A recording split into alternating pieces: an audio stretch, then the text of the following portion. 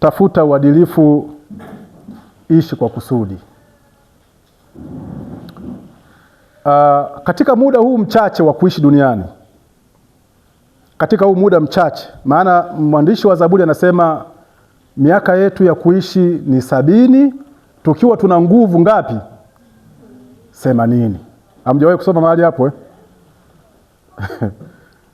Mtunga Zaburi anasema kwamba miaka yetu ya kuishi duniani ni 70, lakini tukiwa tuna nguvu ngapi?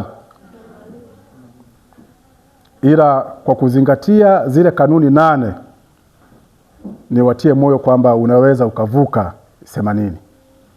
Na kwa sababu tunao watu ndani ya kanisa ambao wana 90 na sasa hivi. Tunao watu ambao wamefika 90 na, lakini hata kama tutafika 100, bado muda wetu ni mchache. Unaposikia wakitajwa watu kwamba waliwahi kuishi miaka 950 na wewe ambaye unakwenda kufika 100, unajilinganishaje? Kwamba mtu ambaye aliwahi kuishi miaka 900 na wewe ambaye unakwenda kukomea 100 au 120, si unaona bado kuna upungufu Kwa hiyo tunaungana na wale watu wa duniani kwamba kwa kweli muda ni mchache, ila sasa mambo ni mengi. Sasa liko jambo moja. Tunaishi kwenye dunia iliyo na tatizo. Na wakati mwingine yawezekana sisi tusijifahamu vizuri. Yaani ni mara chache sana kuweza kumuona mtu anayejitambua. Hata ukiishi hapa duniani, ukiishi hapo mjini, unaweza ukaona tu wakaka na wadada ambao wasiojitambua. Yaani mtu ajitambui kwamba mimi ni nani na kwa nini nipo. Yaani hicho kitu kipo. Lakini na ndio maana mwandishi wa wimbo anasema kupewa hekima yote itakuwa tunu. Utakapopewa hekima itakusaidia wewe kujitambua. Mimi ni nani na kwa nini nipo. Na ndio maana anasema kwamba sasa ni mpaka moyo utakapokuwa safi ndipo utakapoweza kuyatambua baadhi ya mambo. Kwa kusema maneno haya ni kwamba sehemu kubwa ya wakazi wa sayari hii hatujitambui au hatutambui wito wetu. Lakini sio kwa kusudi au kwa bahati mbaya. Ni kwa sababu tupo kwenye pambano. Kitabu cha Ufunuo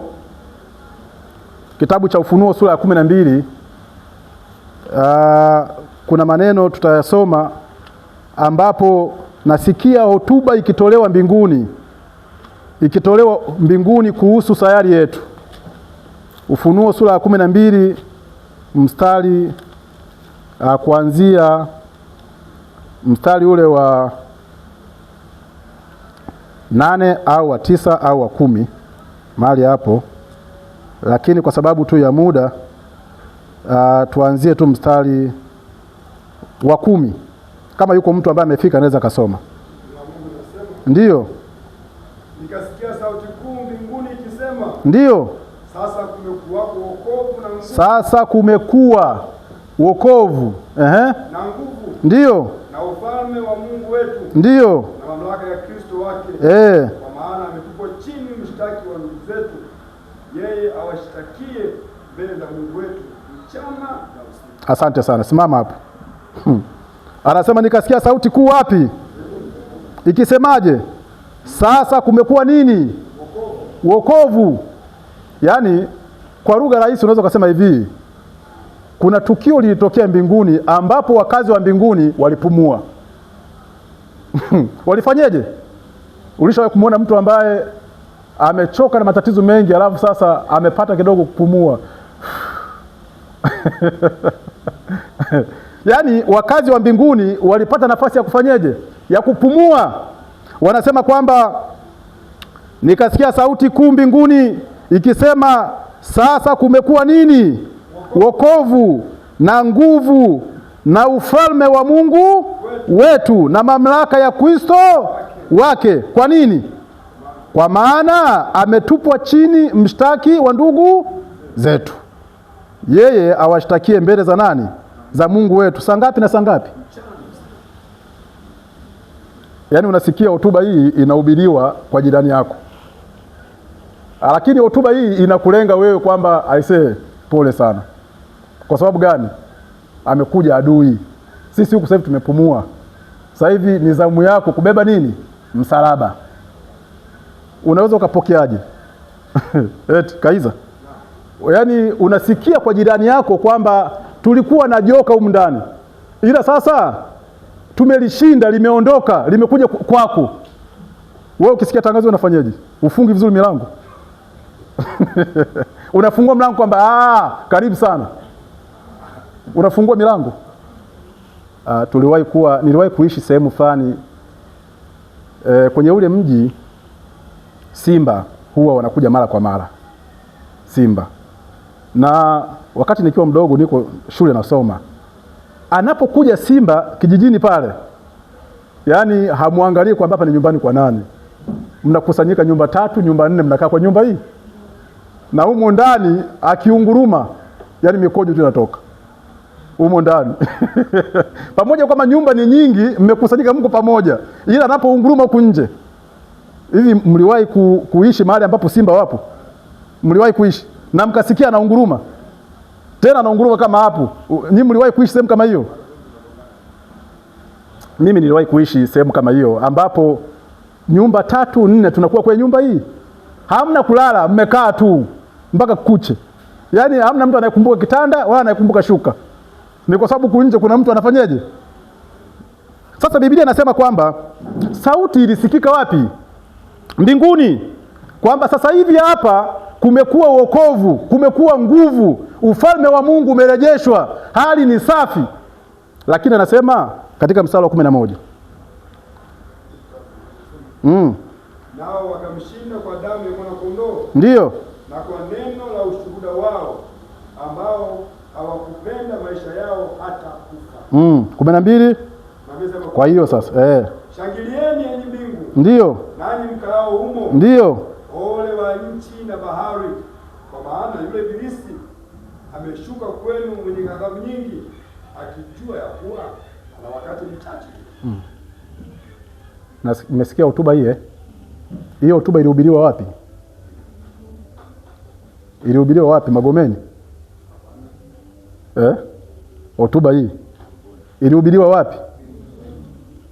Na anasema wanaheri waliopo wapi? Ole wa waliopo wapi? Yaani tangazo la ole limetolewa kwetu duniani. Tunaishi kwenye eneo ambalo ole imefanyeje? Anasema ole wa nchi na nini? Anasema kwa nini? Kwa sababu ameshuka chini. Kwa maana yule ibilisi ameshuka kwenu mwenye ghadhabu, alafu ni wakili wa muda. Ni wakili wa nini? Kwanza ana ghadhabu, alafu ni wakili, anajua ya kwamba muda wake namna gani. Wangapi leo sisi ni mawakili wa muda? Wangapi ambao ni mawakili wa muda? Maana sasa hivi hata huko duniani ni mawakili wa muda. Wanakuambia muda ni mchache, ila mambo, yaani wanatamani wapewe nafasi ya kuongezewa nini? Muda. Je, sisi watu wa kiroho tulio na nuru tunatambua thamani ya muda? Au je, shetani ndiye mtaalamu anayejua kwamba muda wangu ni mchache, nitawabana vipi, nitacheza nao vipi, nitamalizana nao vipi, hatimaye nashinda? Maana kama wewe hujui muda, wewe unaishi tu, upo tu, na haujui kusudi kwamba maadamu umezaliwa, maadamu umeonekana upo kwenye sayari, maadamu unakula, maadamu unalala, maadamu unatafuta pesa, wewe mambo mengine hayakuhusu, wewe upo tu. Lakini wakati huo huo tangazo limetolewa kwamba yule adui ameshuka wapi? Akijua ya kwamba anamuja namna gani? Wewe unaishi kwenye sayari ambayo hujui muda, wala hujali muda, wala hujali thamani yako. Lakini yuko pembeni yako anayecheza na wakati wako, kwamba nitahakikisha nitamchezea mpaka mwisho wa vita hii, hatoboi. Nasikia Biblia inasema ole wao. Na niseme tu mchana wa leo, nitoe tu tangazo. Kama umepata fursa ya kuzaliwa kwenye sayari hii, usijipongeze. Usifanyeje? Usijipongeze. Mtunzi wa wimbo namba 66 anasema, roho yangu amka Bwana. Ni wimbo ambao nimekuwa nikipenda sana kuimba hata wakati nikitembea tu njiani. Inaonyesha namna ambavyo kwamba shindano ni kubwa, lakini hatimaye mwisho wa yote tutafanyeje? Lakini sio kwa namna rahisi. Sio kwa namna rahisi. Tangu tatizo la dhambi mgeni alipofika kwetu na alipopokelewa kwetu na matokeo yaliyotokea baada ya kufika kwetu, ni matokeo ya kututafakarisha sana. Unapojifunza Biblia kuanzia kitabu cha Mwanzo sura ya 3 mpaka Ufunuo sura ya 20, unakuta Mungu akitoa hotuba juu ya hotuba ya tatizo la dhambi.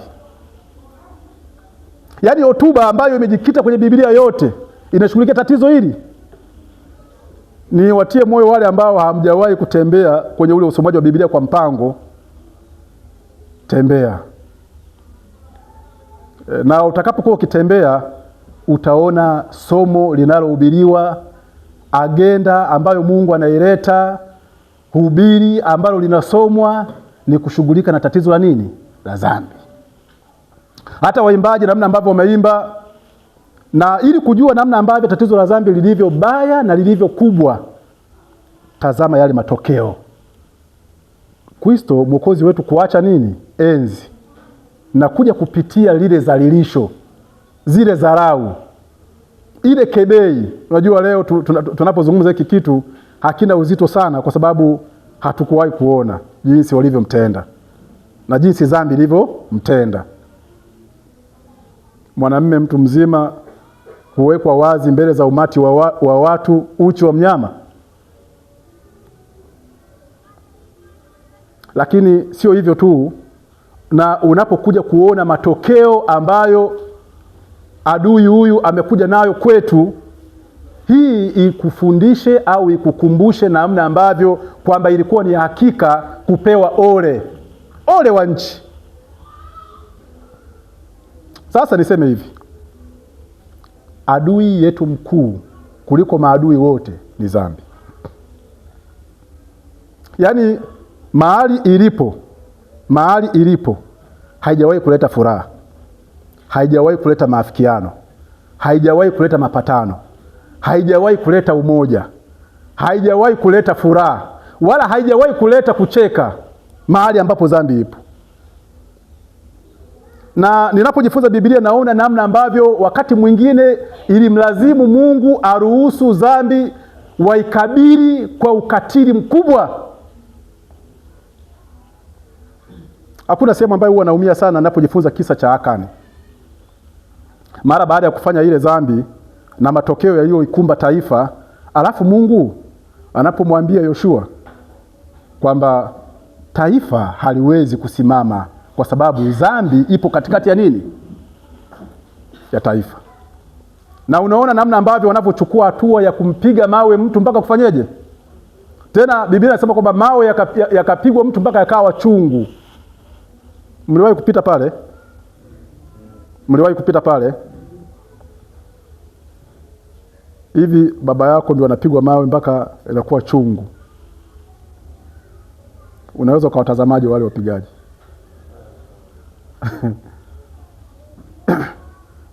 Na kwa kuwa ile matokeo mabaya hivi, unaweza ukarudi kujifunza kwenye kisa cha Adamu. Wakati dhambi ilipoinuka katika familia ya Adamu, unamuona inafika hatua ya Kaini kaka kumuinukia mdogo na kufanyeje? Na kumuua. Katika dunia mpya kabisa wanashuhudia mauaji si ya mtu na mtu, ni ya kaka na mdogo wake, wa baba na wa mama. Sasa ni kwamba dhambi inapokuwepo popote haiwezi kuleta upendo, haiwezi. kwa sababu hata Biblia imeeleza katika kitabu cha Mathayo sura 24 kwamba kwa sababu ya kuongezeka kwa maasi, na ndio maana leo hii unaweza ukaona tunaishi kwenye dunia ngumu sana, ni kwa sababu pia uovu umefika kwenye piki ya juu. Kitabu kimoja kinaitwa Tuamshe Tena. Kitabu kimoja kinaitwa Tuamshe, kimeandikwa na mchungaji mmoja anaitwa Mark Finley. Anaelezea, anasema ni mpaka dhambi ikomae sana, iive sana, yaani kwamba hata ukiikanyaga tu inapasuka. Hapo sasa ndipo sasa Kristo atakapokuja kufanyeje? Kuvuna. Sasa hivi imefika kwenye piki ya juu, na kwa kuwa imefika kwenye piki ya juu, hatuwezi kutazamia kuwa na raha kwenye dunia hii. Hatuwezi kutazamia. Usitazamie mshikamano, wala usitazamie umoja, wala usitazamie chochote, kwa sababu yenyewe huwa haiwezi kuleta hivyo vitu. Haileti umoja, haileti furaha. Mchungaji mmoja aliwahi kuweza kusema kwamba shetani hata kama atakubeba mgongoni, yaani akateza mbebeo, akafanyeje? Akakubeba wapi? Mgongoni. Usifikiria na upendo. Usifikiria na nini? Ana upendo. Anasema Yesu katika Yohana sura ya 10 mstari wa 10, anasema hivi: mwivi haji ili achinje, auwe na kuharibu. Yaani ujio wa shetani kwenye sayari hii lengo lake ni hili: kuua. Nimesikia visa vingi vya wale ambao wameahidiwa pesa, wanafanya kazi kwenye mashirika ya pesa na shetani, lakini mwisho wa yote, katika yote, lengo lake ni kuua tu. Lakini anasema katika mstari ule ule wa 10, mimi nalikuja ili wawe na uzima, kisha wawe nao namna gani? Tele tele. Kwa hiyo hivi vitu viwili hatuwezi kuviweka pamoja. Hatuwezi. Yaani mahali ambapo dhambi ipo, matokeo yake yataonekana. Na mtu mwingine akawe kueleza hivi kwamba ukiona sehemu pana watoto, ujue baba yupo. Sisi hapa tuna watoto hapa. Watoto wake hatuna. Kwa sababu watoto wake utawajuaje?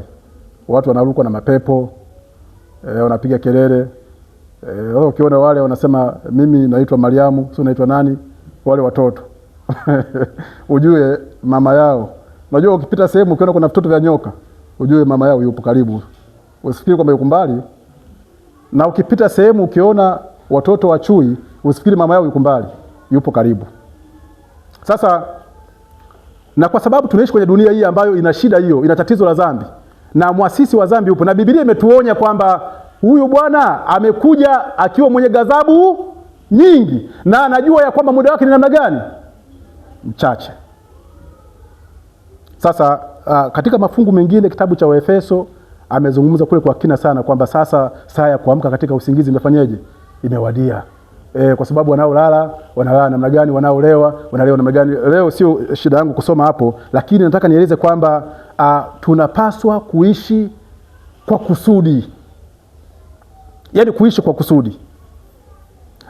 Unapojifunza Biblia unaweza kuona, mimi ni shahidi, nilipokuwa nikijifunza hasa katika kitabu cha Mambo ya Nyakati.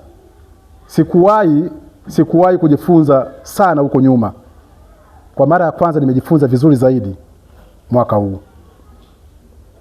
Kitabu cha Mambo ya Nyakati. Sikuwahi kujifunza vizuri, lakini nimejifunza zaidi sana wakati huu. Katika Mambo ya Nyakati wa pili, maana Nyakati wa kwanza inazungumza kuhusu maisha na utawala wa Daudi. Lakini katika Nyakati wa pili kuanzia sura ya kwanza na kuendelea, tunaanza kujifunza kuhusu habari ya kutawala kwa Sulemani mpaka mfalme wa mwisho Yekonia, na mpaka wanapochukuliwa kwenda wapi? Uhamishoni. Sasa jambo moja ambalo nimejifunza ni hili. Na hili litusaidie kama kanisa. Litusaidie. Na sababu hasa ya kuja na kuzungumza habari hizi mchana huu wa leo, nataka ni kazi hapa. Kitu ambacho nimejifunza katika Mambo ya Nyakati ni kwamba utaona wafalme wakiinuka na kuanguka, wakiinuka na kufanyeje? Lakini Biblia inaeleza wazi, alipoinuka huyu alifanya mabaya sana kuliko aliyemtangulia, na alipoinuka huyu akafanya yaliyo mema. Sasa inaeleza hivi pia kwamba wakati hasa kabisa alipoanza kutawala Sulemani, Biblia inasema kwamba nchi ilistarehe, kwa sababu Sulemani anapokea kutoka kwa baba yake ambaye alikuwa mwadilifu kwa kiasi, na hivyo Biblia inasema kwamba Mungu aliistarehesha nchi ikastarehe, watu wakakaa kwa haramu starehe. Na Sulemani anafanikiwa mpaka kujenga hekalu, lakini namuona Mungu akimtokea Sulemani usiku na kuzungumza naye kama mwanaye. Nataka tusome mahali hapa kwa maneno machache. Nyakati wa pili, kwanza tusome kitabu cha Wafalme, maneno ambayo Mungu amezungumza na Sulemani kama mwanaye kwanza, alafu tutakwenda kusoma katika Nyakati. Wafalme wa kwanza sura ile ya 6 mstari wa 14 11.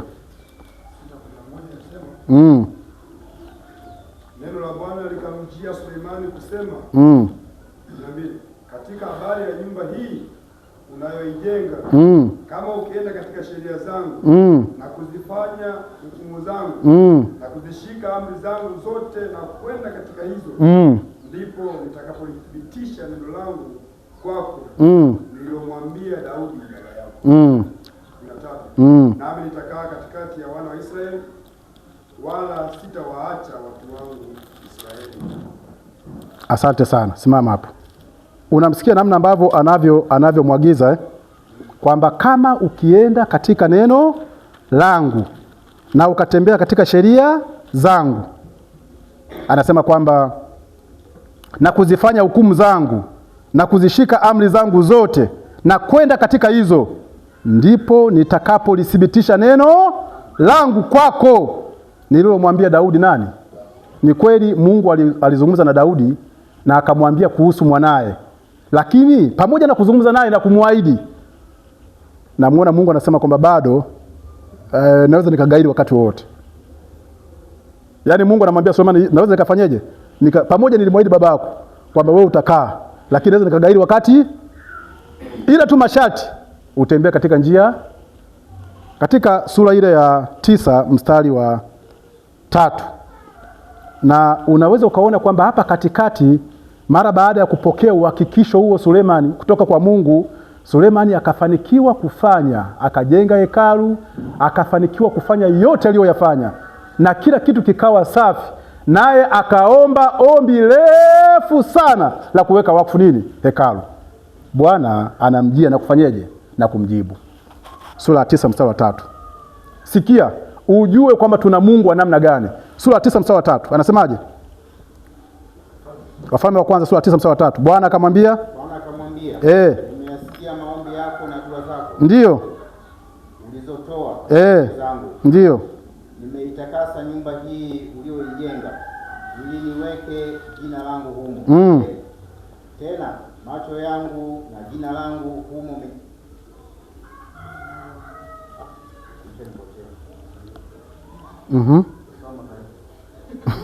Macho yangu wangu utakuwapo hapo siku zote.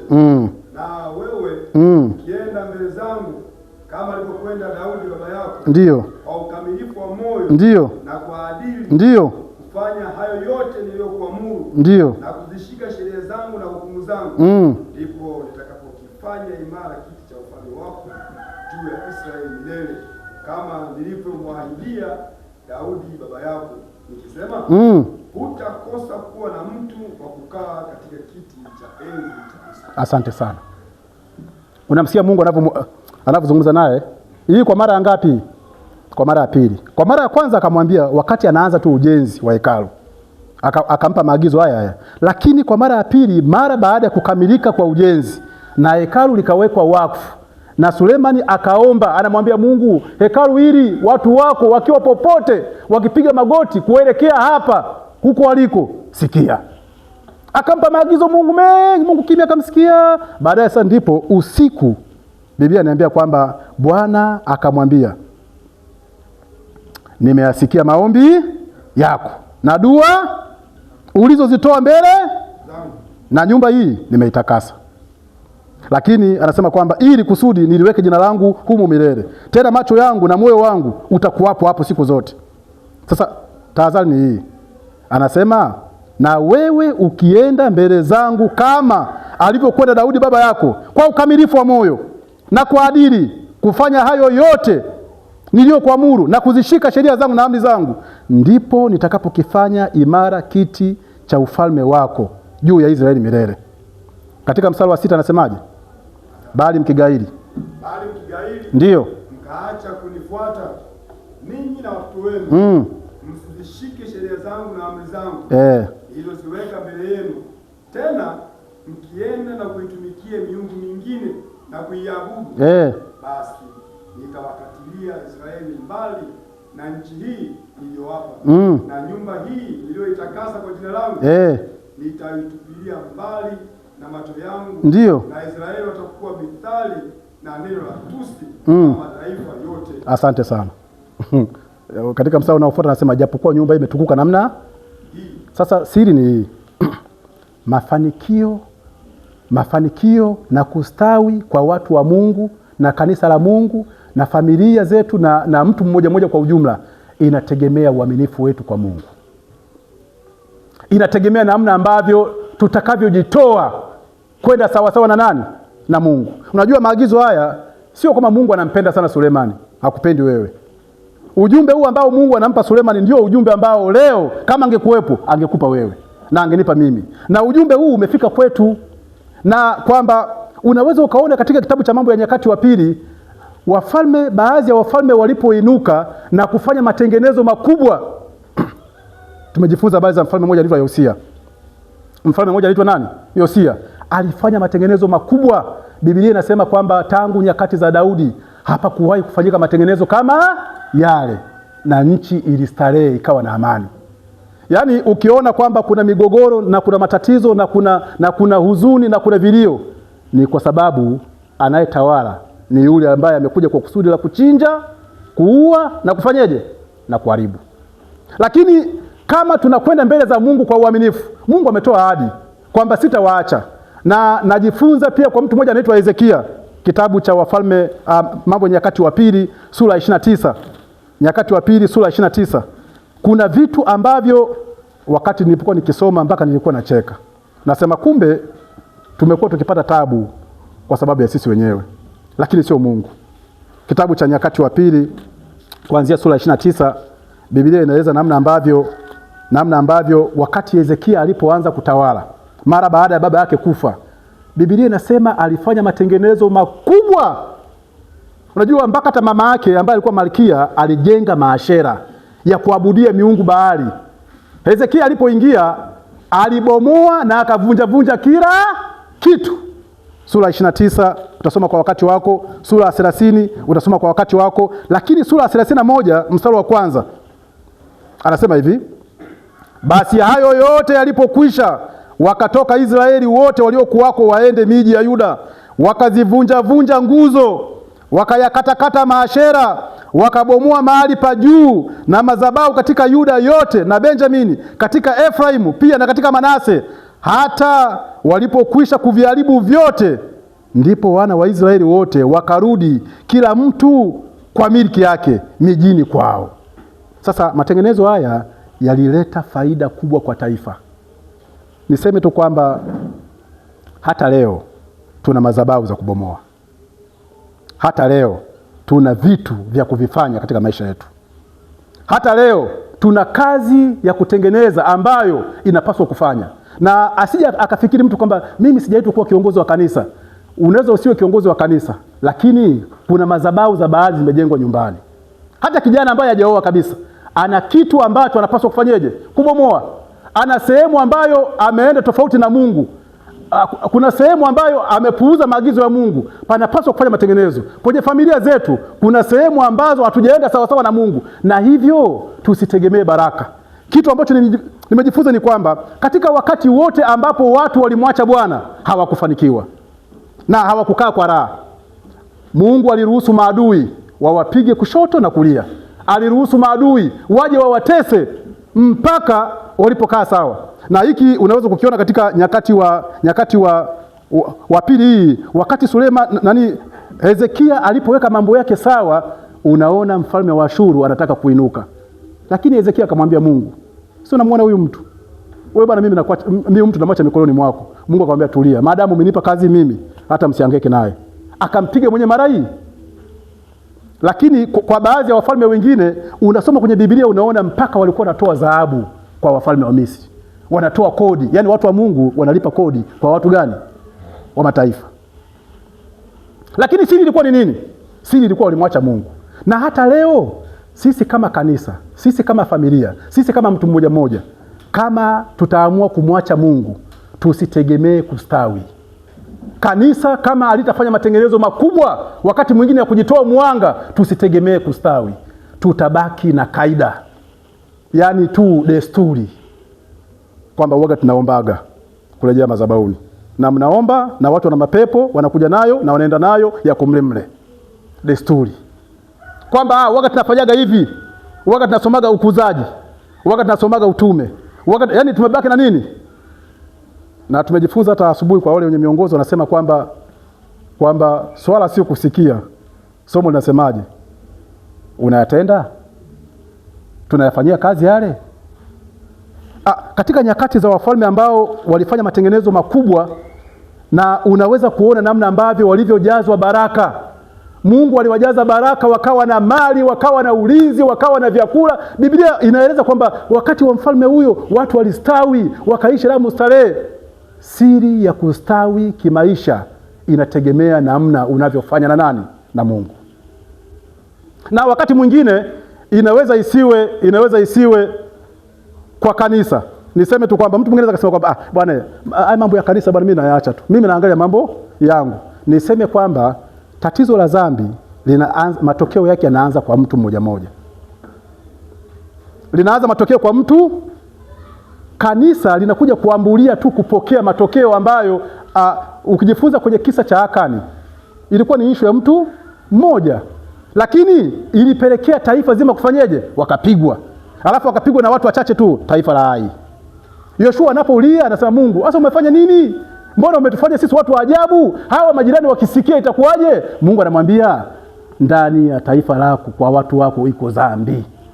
Na hivyo Israeli hawezi kufanyeje? Hivi tuna miungu tofauti. Yule Mungu wa wakati ule na huyu Mungu wa leo ni tofauti. Ana mdogo wake. Yule kaka yake alishaondoka. Si Mungu tunaye mmoja huyo. Yule Mungu aliyechukia dhambi nyakati zile ndiye Mungu anayechukia dhambi hata leo. Na niseme tu kwamba kwenye Biblia humu vimeandikwa visa vya wafalme, vimeandikwa visa vya watu maarufu, na cha ajabu Mungu alikuwa akitaja mambo yao wazi wazi, kwamba alimkosa Bwana kwa sababu hii. Na unaweza ukaona matokeo ya uasi yakirudi, kama ambavyo matokeo ya dhambi yalirudi kuisumbua familia ya Adam. Matokeo ya makosa au uasi yalirudi kuisumbua familia ya Daudi.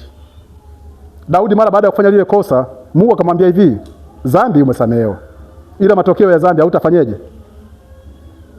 Dhambi salisamehewa, lakini akamwambia matokeo ya dhambi nimekusamehe, lakini utavuna matokeo ya nini?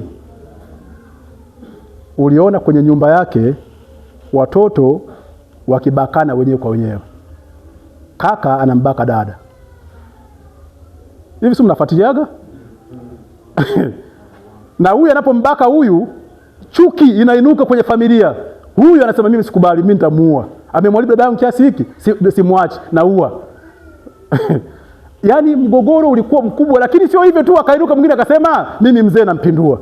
Ufalme na uchukua mimi. Absalom anasema na uchukua mimi. Daudi aliteseka kwa matokeo ya dhambi yake kwa kipindi kirefu, japo alifanya toba.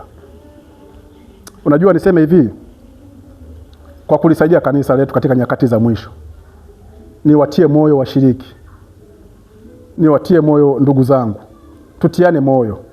Dhambi ndiyo inayoharibu mahusiano yetu na Mungu.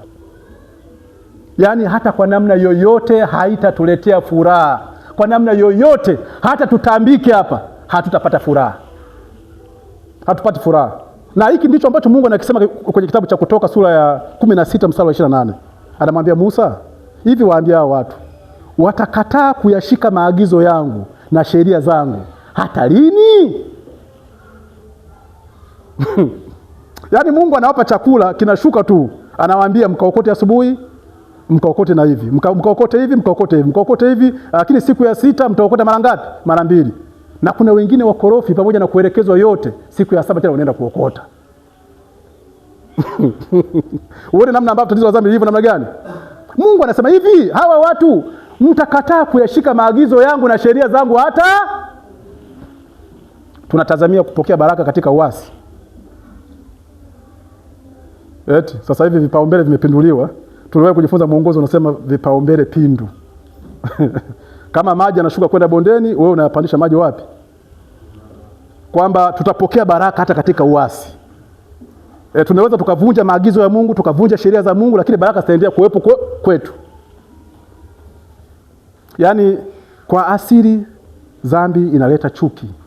Utaona mtu mwingine yani tutakuwa tunabaki kutazamana, huyu anamuona huyu mbaya, huyu anamuona huyu mbaya, huyu anamuona huyu mbaya, huyu anamuona huyu mbaya, huyu anamchukia huyu, huyu anamchukia huyu, huyu anamsema huyu, huyu anamsema huyu. Lakini siri kubwa ni nini? Katikati yetu hatujaweka mambo yetu sawa na nani? Na Mungu. Na unajua kanisa linaunganishwa na gundi ya upendo wa Roho Mtakatifu. Na Roho Mtakatifu hawezi kukaa mahali ambapo kanuni na sheria zinafanyeje? Zinavunjwa. Hawezi. Kwa hiyo wakati mwingine kama kanisa, kama familia, yani hii issue inakwenda kuingia pande zote. Hata familia, mke na mme, mama anamsaliti baba, baba anamsaliti. Na hiyo mianya ikifunguliwa, hata watoto nao wataingia kusalitiana. Na matokeo yake, badala ya kuwa na furaha, nyumba badala ya kuwa sehemu ya amani, badala ya kufurahia. Maana hata Roho Nabii anasema kwamba ndoa zetu ni mbingu ndogo. Lakini wangapi leo wanashuhudia mbingu ndogo kwenye ndoa zao? Tuwe tu wazi. Wangapi leo tunashuhudia mbingu ndogo kwenye ndoa zetu?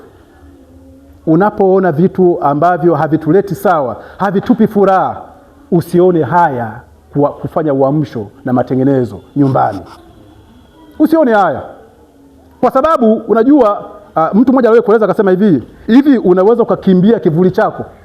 Wangapi ambao wamewahi kutembea alafu kuna kitu kinawafuata nyuma? Mliwahi kuona ile kitu? Hamjawahi kuona najua. Na kwa kuwa hamjawahi kuona siwezi kueleza sana. Ila huwezi ukakimbia kile kitu. Kwa sababu kadri utakavyoenda kipo. Kile unapoenda kipo. Na niliwahi kuishi sehemu hiyo ambayo nimewahi kueleza, ile sehemu inapakana na mkoa wa Iringa. Kuna milima mikubwa sana na kuna maporomoko makubwa sana. Wakati tukiwa kule chini, tukiwa vijana wadogo, huwa tunaenda kula matunda ya miti huko. Sasa ukipotezana na wenzako, unapowaita fulani, sauti yake inafanyaje? Inakurudia mwenyewe. Mliwahi kuona kitu? Unapofanya dhambi inarudi kwako. Inarudi wapi? Yaani hata usihangaike kwamba nimtafute shemasi hajaniona nani. Yaani yenyewe automatic inakurudia wewe. Hata haihitaji kusema kwamba kuna mtu atakuja ataniona. Kwamba kuna mtu yaani yenyewe inakurudia automatic. Ipo kwako, maana ipo pembeni yako. Kwa hivyo niseme tu kwamba Mungu atusaidie sana. Tunaishi kwenye dunia iliyo ngumu. Na hii ndio maana sasa mwandishi mwenye hekima nyingi. Unajua ukijifunza habari za Sulemani, Mungu amempa hekima ya kutosha. Pamoja na hekima yote aliyopewa, tunafahamu historia ya maisha yake. Kweli sio kweli? Sisi tunafahamu historia ya maisha yake. Sisi tunafahamu alikuja kuyafanya. Muda ni mchache, lakini Biblia inaeleza kwamba pamoja na urafiki wote ambao Mungu na Sulemani walikuwa nao, ilifika wakati Mungu alimwona Sulemani kichefuchefu. Akamwambia hivi, wewe na mimi mbali mbali. Kwa sababu yani ukiona mpaka mtu anafikia hatua ya kuoa wanawake sasa 700. Mia ngapi? Hivi kama ndio kwenye ushirika wa kanisa huyu mtu bado anao?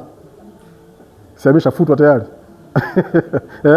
Maana leo sisi tunapapasa tu dhambi. Kuna watu waliwahi kuifanya dhambi.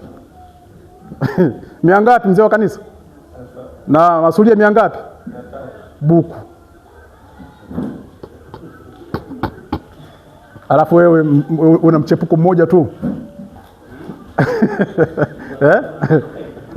Lakini ubaya wa dhambi uko hivi sasa. Ubaya wa dhambi uko hivi. Haijalishi kubwa au ndogo. Inatutenga na nani? Tumesoma leo asubuhi anasema kwamba yenyewe inakatisha mawasiliano. inaondoa uhusiano. Badala ya kupokea baraka tunapokea laana, badala ya kustawi tunachakaa, badala ya kunawiri tunafubaa, badala ya kukopesha tunakopa. Tena bahati mbaya sasa hivi tunaenda mbali, tunakopa mpaka kausha damu.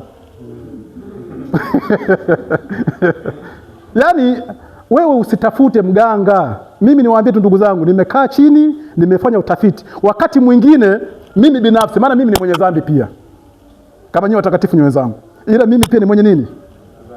Na nachuchumilia wokovu. Wakati ambapo namuomba Mungu, nasimama imara, naona kuna baadhi ya vitu hata akili iko sawa, lakini ukishajiruhusu kuingia kwenye mtelezo wa dhambi, hata akili inaharibika. Yaani ule uwezo wa kupanga na kufikiri na kuwaza haupo.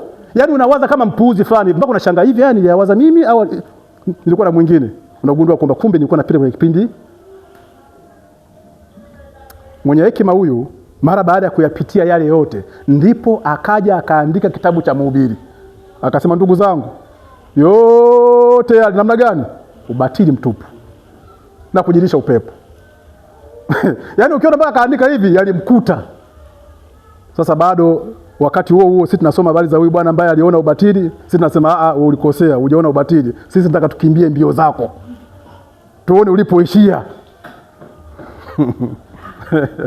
Anasema kwamba katika kitabu cha Mhubiri sura ile ya 12 kama ambavyo tumesoma kwenye fungu kuu, anasema kwamba tufike pale mahali tusome tunapokwenda kuhitimisha na kuondoka sasa, maana nisiwachoshe sana. Mhubiri sura ile ya 12 mstari wa 13 kuna maneno anayasema pale mahali. Huyu mwenye hekima nyingi mara baada ya kuyapitia yale yote aliyoyapitia, maana kitabu cha Mhubiri kinaeleza kila alichokifanya, na anaeleza yeye mwenyewe. Ni ushuhuda wa mtu aliyewahi kuwa mwaminifu, anatoa ushuhuda wake. Anasema katika mstari wa 13, hii ndiyo jumla ya maneno yote. Yamekwisha kufanyeje? Mtu amche Mungu naye azishike amri, maana kwa jumla ndiyo impasayo. Hiyo ndiyo jumla. Yaani hata tufanyeje, hiyo ndiyo, na hiyo ndiyo siri ya kustawi, na hiyo ndiyo siri ya mafanikio. Kwenye kitabu cha Hezekia pale nilipokuwa nikisoma, Biblia inasema kwamba alipofanya matengenezo, watu walileta zaka mpaka mahali pa kuweka ilikuwa hamna. Yaani watu walileta zaka mpaka mahali pa kuweka hamna, mpaka anapoenda kuangalia anakuta milima ya zaka na sadaka. Akasema, hizi chungu zote za nini? Wakamwambia, baba, watu wako wamemtolea Bwana. Leo hii sisi hapa zaka na sadaka ya kudownload. Usifikiri kwamba Mungu ni maskini na ametufanya tuwe maskini ni kwa sababu hatujaamua kufanya agano. Hata kwenye ndoa tunapofanya vitu sivyo ndivyo, hatuwezi kwenda. Jana tulikuwa naongea na mke wangu, tukasema kwamba huyu Mungu ni wa ajabu sana. Kila mtu anampa mtu wake. Kama wewe kiruka njia, utapewa kiruka njia wako.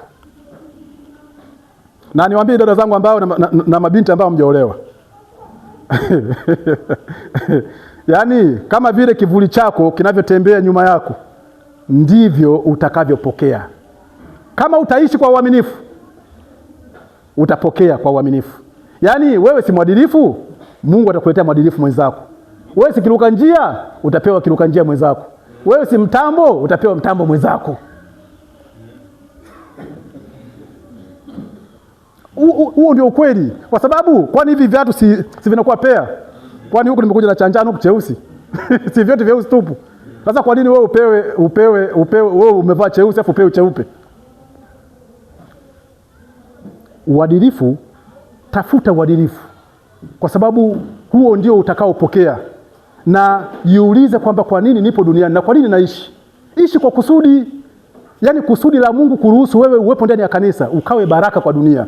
Leo hii tulitazamia kwamba hata mikutano hii ambayo imekuwa ikiendeshwa hii, pamoja na ujumbe ule uliokuwa mkubwa kiasi kile, cha ajabu unaweza usete matokeo kwa watu wetu. Hauwezi kuelewa haraka.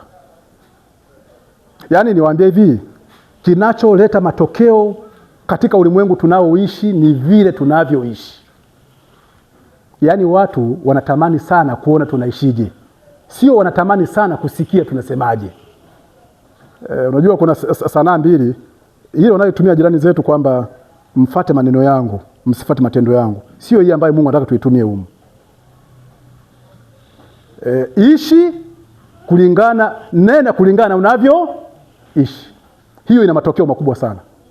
Kwa hiyo iwe ni katika ndoa, iwe ni kwa vijana, iwe ni kwa kanisa, iwe kwa watu wote, kufanya hivyo kunaleta tija na kunaleta kustawi. Na mimi niwaambie tu, hebu wewe onja, weka miadi na Mungu kwamba Mungu, naomba unisaidie, nataka mwezi huu sitaki kusikia uchafu wowote. Muombe Mungu akusaidie. Utaona namna ambavyo kwenye ndoa kulivyo na raha. Hata wakati mwingine kukaa huku kazini unaona kama unachelewa sana, niwahi nyumbani nikakae na mama tu. Unaleta raha. Inaleta raha. Sasa wewe chepuka. Unajua nikifika nyumbani siku utakuwa na kesi, siku itakuwaje? Simu gani imeita sasa, unakimbia na chooni. Yaani huna amani, raha ile huna, moyo unaenda pressure. Yaani mapigo ya moyo ni mbio. Na nyumbani hapana furaha. Bwana tusaidie sana. Bwana tusaidie sana. Hii ndio jumla ya maneno yote yamekwisha sikiwa. Mtu amche Mungu naye azishike amri zake. Maana ndio jumla, ndio impasayo mtu. Kwa maana Mungu ataleta hukumuni kila kazi pamoja na kila neno la siri, likiwa jema au likiwa namna gani. Natazamia kwamba tunapokwenda kupanga kuwa na ujenzi wa kanisa, tunapokwenda kupanga kufanya mambo makubwa kama kanisa, niwaombee ndugu zangu, na nyinyi pia mniombee. Tuombeane sisi kama washiriki wa kanisa, dhambi ikome kwenye maisha yetu, na kwa namna hiyo pekee tutafanikiwa. Si ajabu makanisa mengine yamefanikiwa sana, wamepiga hatua sana. Ni kwa sababu hakuna mtu ambaye ana hofu kuja kanisani. Kuna baadhi ya watu hapa wana hofu kwamba sasa nikienda sio itakuwaje leo? Sio watasemaje? Sio wataniulizeje? Yaani watu wana nini? Wana hofu. Yaani mtu hata sabato inapokaribia kufika hana raha na sabato. Anasema yaani anaona kama vile kesho anaenda mahakamani. Kumbe anakuja kwa nini? Aireti dhambi inatutenga mbali na Mungu. Inaondoa uhusiano wetu, inaondoa furaha yetu. Kila mtu anakuwa na mashaka na mwenzake kwamba sasa si huyu. Yaani mtu mwingine anamwona Edwin ni mtu mbaya, na Edwin anamwona mtu mwingine mtu mbaya. Na dhambi haiwezi kutuunganisha, inatutenganisha. Inatugawanyisha, haituleti pamoja. Yenyewe ni automatic, iko hivyo. Hata usome roho ya unabii haitakuunganisha. Kama Yesu aliona akasema kwamba siku za mwisho kwa sababu ya kuongezeka kwa maasi, hata upendo hautafanyeje? Bwana tusaidie sana. Hatuwezi kufikia mafanikio, njozi zetu hazitafikia. Kuna watu wapo duniani wanataka waje, lakini je, tumewaruhusu waje? Je, wakija tutawakumbatia? Je, wakija watapata faraja? Je, wakija watapata kumbatio? Mimi niwaambie hivi, watu wanapata tabu duniani. Watu wanapata tabu huko duniani, lakini wanashindwa kuja. Wakati mwingine anaweza kuona kwamba afadhali ya duniani kuliko wapi? Sasa kama anakuja hapa anasengenywa kwamba ona sketini aliyovaa, angalia vile viatu kama vile mtumbwi. Akisikia kesho anarudi. Yaani kuna watu wanapenda, anasema bwana mimi msabato kabisa, automatic mimi pure msabato, lakini anasema sasa nikiingia mnaazeje? Tunasakana huyu anamsaka huyu, yule anamsaka huyu. Mimi kuna fungu ambalo huwa nalipenda sana, na hiyo ndio kanuni ya mbingu. Mathayo sura ya 7 mstari wa 12. Anasema yoyote myatakayo mtendewe na watu, yatende hayo. Kama wewe upendi kuumizwa, usimuumize mtu. Yaani kama kuna mtu anakuheshimu, mheshimu. Kama kuna mtu anakuamini, na wewe aminika. Nilizungumza maneno haya juzi tukiwa kwenye kikao cha bodi pale Selina. Nikawaambia kwamba yani ukisaminiwa, saminika. Yaani kama mtu anakusamini, mpe nafasi pia kumsamini na yeye. Jali utu wake. Unajua hakuna mtu ambaye anayekataa kufanywa mazuri. Mimi naamini hakuna. Wote tunapenda kufanywa mazuri hapa. Si ndio hivi? Kama vile ambavyo wewe usivyopenda mtu akufanyie kitu kibaya, usimfanyie mwingine kibaya. Yaani mimi binafsi sipendi mtu anifanyie kitu fulani, alafu mimi niondoke nikamfanyia mtu mwingine kitu hicho. Hiyo ni mbaya. Bwana tusaidie sana. Tunaishi kwenye vilele vya kufunga historia, na Mungu ameruhusu uje katika wakati kama huu. Wewe unajua kwa nini Mungu aliruhusu uje kwenye wakati kama huu? Unajua kwa nini? Anaamini ya kwamba kupitia kwa wewe utakuwa baraka. Kwa nini? Kwa kanisa. Yaani kupitia kwa mimi nitakuwa baraka. Kwa nini? Kwa kanisa. Kupitia kwa wewe utakuwa mfariji kwa kanisa. Kupitia kwa wewe utakuwa mfadhili wa kanisa. Hajakosea Mungu na hajawahi kukosea. Kwa hiyo Bwana atusaidie, atutie moyo, tupange kusonga mbele. Tuache makundi, tuache majungu, tuache kila namna ya fitina, tuyaache yote, tuyaache. Na ukiona mtu amefanyia kitu kibaya, mimi binafsi huwa yani niwe mkweli. Hata huyu bwana rafiki yangu, nikisikia na kitu anakifanya namwambia hiki pamoja kwamba rafiki yangu sikuungi mkono. Hicho acha. Hicho ni kibaya. Kwa sababu leo utampetipeti, kesho utampetipeti, akishaenda mbali anaweza kaenda mahali ambapo huwezi kumrudisha tena. Kwa hiyo unapopata nafasi ya kuona mtu amefanya kitu kibaya, mwambie aisee, hiki kinaharibu kanisa. Hiki usikifanye. Kwa sababu ukikifanya hiki kitabomoa nini? Useme kwamba sasa si swaiba wangu. Hujafanya. Asije akasikia mama hapa akasema kumbe huyu bwana na mwenzake huyu wana mambo yao wanafanya, na hapa shemeji leo hayupo, afadhali. Maana isije kaenda kuwa kesi nyumbani. Ile ni mfano tu, kwa sababu bwana ni rafiki yangu, najua kesi haitakuwepo nyumbani. Kwa hiyo Bwana tusaidie, tusonge mbele, tupige hatua, tupendane wote, tujaliane wote, tusaminiane wote. Yaani kila mtu amuone mwenzake kuwa ni wa thamani. Na hatimaye tunapomsubiri Yesu aje ili atupokee, atupeleke nyumbani, tunakwenda kuishi kwenye mji huu. Maana kule sijasikia kwamba kuna majengo mengi. Jengo litakuwa ni hili. Bwana tutie nguvu. Katika fungu la mwisho kitabu cha Timotheo sura ya 2 mstari wa 19 kuna maneno pale ambayo anayasema, fungu la mwisho kabisa hili. Tulisome hili, tusiondoke bila kusoma hili. Timotheo wa 2 sura ya 2 mstari wa 19. Kama umeamua kujitoa kwa Mungu, kufanya kazi ya Mungu, jitoe kikamilifu. Aliyefika pale anaweza kasoma. Anasema lakini msingi wa Mungu ulio imara umesimama wenye muhuri hii. Bwana awajua walio wake, na tena kila alitajaye jina la Bwana na uache uovu. Asante sana. Msingi wa Mungu ulio namna gani? Imara. Msingi wa Mungu ulio namna gani? Imara. Umesimama wenye muhuri. Mungu anawajua watu wake. Na sisi hapa wote ni watoto wa nani? Sisi hapa wote ni watoto wa nani? Yaani hautasimama kuhubiri kama mimi, utasimama kuhubiri kama mwimbaji. Utasimama kuzungumza hapa kama kiongozi wa shule ya Sabato au kama kiongozi wa idara fulani. Anasema kila anayelitaja jina la nani? Tuache nini? Yaani kwa kufanya hivyo tu unaivunja ile amri ya 3 inayosema usilitaje jina la Bwana Mungu wako namna gani? Bure. Mungu anawajua walio wake. Na mimi naamini ya kwamba sisi hapa wote ni watoto wa nani? Watoto wa Mungu. Niwatakie Sabato njema, niwatakie mchana mwema. Bwana awajaze baraka zake. Bwana atukuze. Bwana atupe hekima, Bwana atupe maarifa, Bwana atupe moyo safi, atupe hekima, tukayajue mambo makubwa zaidi haya tunayojua. Mbarikiwe sana. Nimkaribishe kiongozi wa wimbo, tusimame na wimbo namba